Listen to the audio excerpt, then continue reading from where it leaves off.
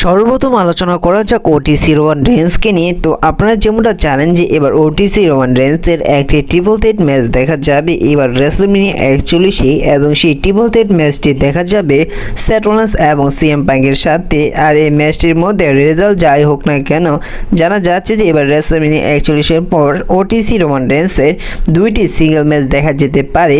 প্রথম single match দেখা যেতে পারে সেথ রোলিন্সের সাথে এবং এই ম্যাচটি হওয়ার সম্ভাবনা খুব কমই রয়েছে এবং সবচেয়ে বেশি সম্ভাবনা রয়েছে ওটিসি রোমান রেন্সের একটি সিঙ্গেল ম্যাচ হওয়ার সামারস্ল্যাম পেপার ভিউতে, সেটি হচ্ছে যে সিএম পাঙ্কের সাথে। আপনারা বর্তমানে যেমনটা দেখছেন যে এই তিনজনের মধ্যে বর্তমানে একটি ইন্টারেস্টিং স্টোরিলাইন চলছে, এমনকি অলরেডি সেথ রোলিন্স এবং সিএম পাঙ্কের এই সিঙ্গেল ম্যাচটি হয়ে গিয়েছে। আর যেহেতু এই তিনজনের মধ্যে স্টোরিলাইন চলছে যার কারণে জানা যাচ্ছে যে এবার রেসলম্যানিয়ার পর রোমান রেন্সের একটি সিঙ্গেল ম্যাচ দেখা যেতে পারে এবার ব্যাকলেস পেপার ভিউতে সেথ রোলিন্সের সাথে। আর আপনাদের কেন বললাম এই ম্যাচটি হওয়ার কম সম্ভাবনা রয়েছে, কারণ রোমান রেন্সকে হয়তো রেসলম্যানিয়ার পর তাকে ব্যাকলেস পেপার ভিউতে নাও দেখা যেতে পারে, যার কারণে এই ম্যাচটি নাও হতে পারে। আর যদি ডাব্লিউডাব্লিউ এবার ব্যাকলেস পেপার ভিউটি নিয়ে যদি বড় কোনো কিছু প্ল্যান করে থাকে, কারণ এইবার ব্যাকলেস পেপার ভিউতে জন সিনার মতন রেসলারকে রেখেছে, যার কারণে ডাব্লিউডাব্লিউ হয়তো রোমান রেন্স এবং সেথ রোলিন্সের এদের সিঙ্গেল ম্যাচটি অনুষ্ঠিত করতে পারে ব্যাকলেস পেপার ভিউতে। আর এদের সিঙ্গেল ম্যাচটি অনুষ্ঠিত হলে এই ম্যাচটি ক্লিয়ারলি ভাবে এন্ডিং হবে না, কারণ ডাব্লিউডাব্লিউ যতবারই সেথ রোলিন্স এবং রোমান রেন্সের এই ম্যাচটি অনুষ্ঠিত করেছে ততবারই এদের ম্যাচটি ক্লিয়ারলি ভাবে এন্ডিং হয়নি, যার কারণে এদের ম্যাচটি যখনই অনুষ্ঠিত হবে বা ফিউচার অনুষ্ঠিত হবে তখনই এদের ম্যাচটি ক্লিয়ারলি ভাবে এন্ডিং হবে না।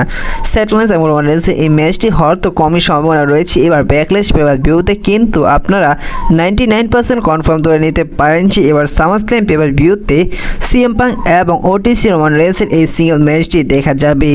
আর মূলত এই ম্যাচটি হতে পারে ফল এমেনের জন্য, এমন ফল এমেন বা সিএম পাঙ্ক বা রোমান রেন্সের মধ্যে এমন কোনো একটি সিচুয়েশন সৃষ্টি করবে যার কারণে এবার সামারস্ল্যাম পেপার ভিউতে সিএম পাঙ্ক এবং রোমান রেন্সের একটি সিঙ্গেল ম্যাচ হবে, কারণ রোমান রেন্সের তেমন কোনো অপোনেন্ট নেই তিনি যে সামারস্ল্যাম পেপার ভিউতে ফেস করবে, আর অপরদিকে সিএম পাঙ্কও তেমন কোনো অপোনেন্ট নেই তার সামারস্ল্যাম পেপার ভিউতে তিনি ফেস করবে, যার কারণে ডাব্লিউডাব্লিউ হয়তো ফল এমেনের মাধ্যমে এমন কোনো টুইস্ট সৃষ্টি করবে যার কারণে আপনারা 100% নয় 99% কনফার্ম ধরে নিতে পারেন যে এবার সামারস্ল্যাম পেপার ভিউতে ওটিসি রোমান রেন্স এবং সিএম পাঙ্কের মধ্যে একটি সিঙ্গেল ম্যাচ দেখা যাবে। তো এই বিষয়ে আপনাদের কী মনে হয় অবশ্যই কমেন্ট করে জানিয়ে দিবেন। এবার আলোচনা করা যাক ব্রক লেসনারকে নিয়ে। তাহলে কি ব্রক লেসনার কি কখনই ডাব্লিউডাব্লিউতে দেখা যাবে না? দেখুন, একটি হোপ সৃষ্টি হয়েছে যে এবার ব্রক লেসনারের যে কেসটির মধ্যে ফেসে গিয়েছে সেই কেসটি যদি এবার সামারস্ল্যাম পেপার ভিউর আগে শেষ হয়ে যায় তাকে হয়তো এবার সামারস্ল্যাম পেপার ভিউতে দেখা যেতে পারে।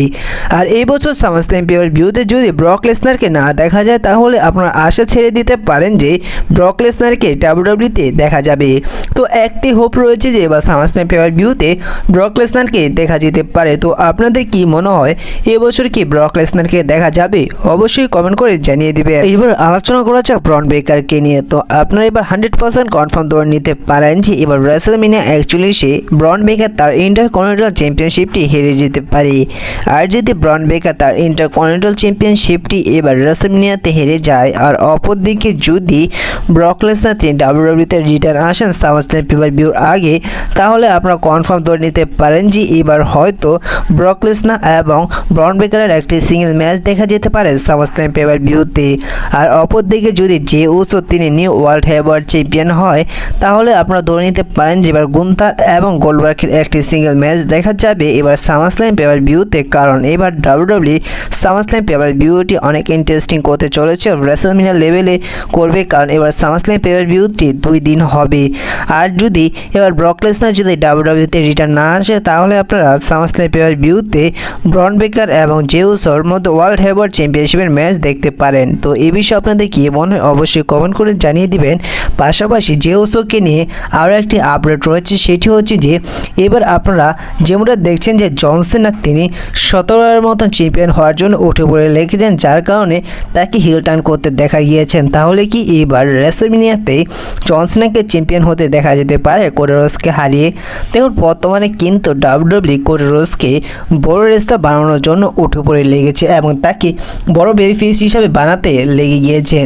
তো কোডি রোডসকে নিয়ে একটি ইন্টারেস্টিং ভিডিও আপনাদের জন্য নিয়ে আসবো, সেটি খুব শীঘ্রই। তাহলে আপনারা ধরে নিতে পারেন যে ব্রন ব্রেকারের নতুন কোনো অন্য অপোনেন্ট হতে পারে, সেটি হতে পারে অন্য কেউ বা অন্য কোনো অপোনেন্ট হতে পারে বা ডেমিন প্রিস্ট হতে পারে। তো যদি জন সিনা এবার রেসলম্যানিয়াতে চ্যাম্পিয়ন না হয় তাহলে আপনারা সামারস্ল্যাম পে-পার-ভিউতে জন সিনাকে চ্যাম্পিয়ন হিসাবে দেখতে পারেন যে উসোকে হারিয়ে। তো এই বিষয়ে আপনাদের মূল্যবান মতামতটি অবশ্যই কমেন্ট করে জানিয়ে দিবেন। এবার আলোচনা করা যাক ফল ইভেন্টকে নিয়ে।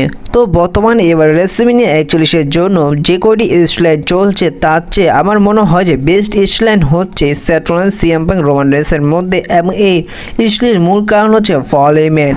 কারণ বর্তমানে টুইটার খুললে এবং রেসলিং সমস্ত সোশ্যাল থেকে একই কথা জানা যাচ্ছে, তারা সবাই ফল ইভেন্টকে নিয়ে, সেথ রোলিন্সকে নিয়ে, সিএম পাঙ্ককে নিয়ে এবং রোমান রেন্সকে নিয়ে কথা বলছে। বলা যায় যে খুব কম কথা বলছে অন্য অন্য স্টলাইন নিয়ে। এখন কথা হচ্ছে ফল ইভেন্ট কি আসলে রোমান রেন্সকে ধোকা দিয়ে তিনি যুক্ত হতে পারেন সেথ রোলিন্সের সাথে বা সিএম পাঙ্কের সাথে? দেখুন বর্তমানে ডাব্লিউডাব্লিউই আমাদের স্টলাইন দেখাচ্ছে এবং সেই স্টলাইনের অ্যাঙ্গেল থেকে বোঝা যাচ্ছে যে এবার রেসলম্যানিয়া 41-এ ফল ইভেন্টে রোমান রেন্সকে ধোকা দিয়ে যুক্ত হতে পারেন সিএম পাঙ্কের সাথে, এবং সে জায়গায় সিএম পাঙ্ক তার ফেভার চাইতে পারে ফল ইভেন্টের কাছে, যার কারণে ফল ইভেন্টে রোমান রেন্সকে ধোকা দিয়ে যুক্ত হবেন সিএম পাঙ্কের সাথে এবং সেই ট্রিপল থ্রেট ম্যাচটি সিএম পাঙ্ককে জিততে দেখা যাবে। এমন রিপোর্ট থেকে জানা যাচ্ছে যে ফল ইভেন্ট তিনি উল্টো রোমান রেন্সকে ধোকা দিয়ে সিএম পাঙ্ককে ধোকা দিয়ে যুক্ত হবেন সেথ রোলিন্সের সাথে, এবং সে জায়গায় সেথ রোলিন্সকে হিল টার্ন করতে দেখা যাবে এবং সেই ট্রিপল থ্রেট ম্যাচটি জিততে দেখা যাবে সেথ রোলিন্সকে, সিএম পাঙ্ক এবং রোমান রেন্সকে হারিয়ে। তো এই বিষয়ে আপনাদের বারবার বলেছি যে বর্তমানে আমাদের ডাব্লিউডাব্লিউ যেটা দেখায় এবং রিপোর্ট থেকে যেটা পাই সেটি অনেকটা নাও হতে পারে, তো তার উল্টোটাও হতে পারে। তো আমার যতটুকু মনে হয় যে এই বিষয়টা আপনাদের অনেকবারই বলেছি, সে জায়গায় হয়তো ফল ইভেন্ট তিনি উল্টো সিএম পাঙ্ককে ধোকা দিয়ে এবং সেথ রোলিন্সের সাথে যুক্ত না হয়ে তিনি রোমান রেন্সের সাথে থেকে যেতে পারে। আর এমনই হতে পারে যে বর্তমানে রোমান রেন্স এবং ফল ইভেন্ট তারা উল্টো গেম খেলছে সিএম পাঙ্ক এবং সেথ রোলিন্সের সাথে, যার কারণে ডাব্লিউডাব্লিউ হয়তো রেসলম্যানিয়া 41-এ আমাদের শক করে দিতে পারে। সে জায়গায় ফল ইভেন্ট তিনি রোমান রেন্সের সাথে যুক্ত থেকে যেতে পারেন এবং সেই ট্রিপল থ্রেট ম্যাচটি রোমান রেন্সই জিতে যেতে পারে। তো এই বিষয়ে আপনাদের কী মনে হয়, আসলে ফল ইভেন্ট তিনি কার সাথে যুক্ত হবে, সিএম পাঙ্কের সাথে নাকি সেথ রোলিন্সের সাথে, নাকি ফল ইভেন্ট থেকে যুক্তই থেকে যাবে রোমান রেন্সের সাথে? এই বিষয়ে আপনাদের মূল্যবান মতামতটি অবশ্যই কমেন্ট করে জানিয়ে দিবেন। এইবার আলোচনা করা যাক রককে নিয়ে। তাহলে কি এবার রককে এবার সামারস্ল্যাম পে-পার-ভিউতে তাকে ম্যাচ রেসেল করতে দেখা যেতে পারে এবং তাকে রেসেল করতে দেখা যেতে পারে এবার সামারস্ল্যাম পে-পার-ভিউতে কোডি রোডসের সাথে। আপনারা এবার যেমনটা দেখেছিলেন যে এবার রক তিনি কোডি রোডসের কাছে তার আত্মা চেয়েছিল এবং সে জায়গায় কোডি রোডস তার আত্মার রককে দেয়নি বলেই, যার কারণে রক তিনি তার সাথে জন সিনাকে নিয়ে নিয়েছেন এবং জন সিনাকে হিল টার্ন করিয়ে তিনি ভয়ঙ্কর আক্রমণ করেছিল জন সিনাকে সাথে নিয়ে কোডি রোডসকে। আর এবার রেসলম্যানিয়া 41-এ জন সিনা এবং কোডি রোডসের মধ্যে একটি ম্যাচ হতে যাচ্ছে আনডিসপিউটেড চ্যাম্পিয়নশিপের জন্য, এবং সে জায়গায় অবশ্যই রককে দেখা যাবে জন সিনাকে হেল্প করার জন্য।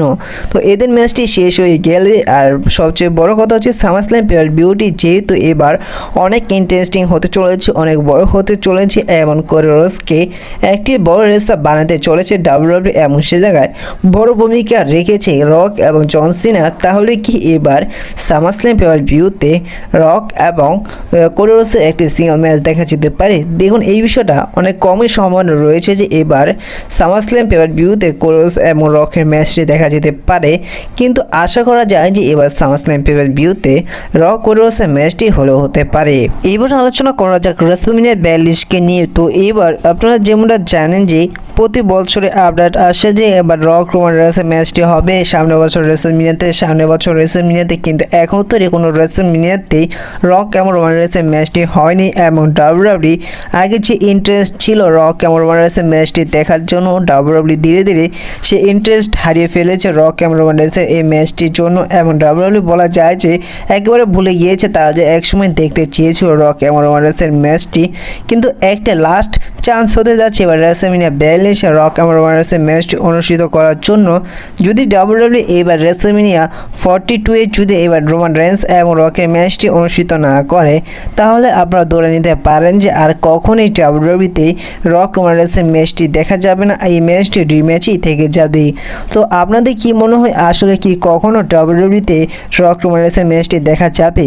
অনুষ্ঠিত করবে ডাব্লিউডাব্লিউ সমস্ত দর্শকের জন্য এই ড্রিম ম্যাচটি সামনের বছর রেসলম্যানিয়া 42 বাংলাদেশের র কেমন বানিয়েছে ম্যাচটি, এই বিষয়ে আপনাদের মন্তব্যটি অবশ্যই কমেন্ট করে জানিয়ে দিবেন। আর এই ভিডিওটা এই পর্যন্তই ছিল। দেখা হচ্ছে পরবর্তী ভিডিওতে নতুন কোনো আপডেট নিয়ে। ভিডিওটি যদি ভিন্ন পরিমাণ ভালো লেগে থাকে অবশ্যই লাইক করে দিবেন। আর এই ছোটো রেসিং চ্যানেলে নতুন হয়ে থাকলে চ্যানেলটি সাবস্ক্রাইব করে দিবেন। তো দেখা হচ্ছে পরবর্তী ভিডিওতে নতুন কোনো আপডেট নিয়ে।